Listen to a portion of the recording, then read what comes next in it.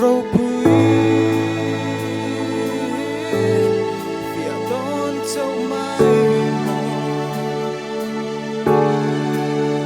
em mèo nghe anh râu bụi đàn lắm căn lầu hói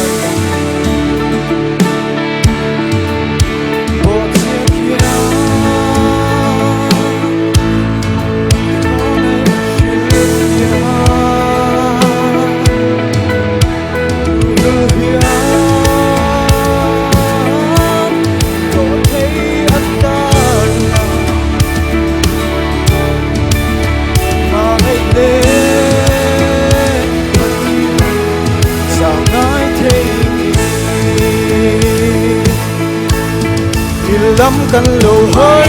nâng phát đuôi thì mình phát thời gian rồi mới thì rong bụi phát hãy có bình tĩnh nam em mỗi căn gần nam mỗi càng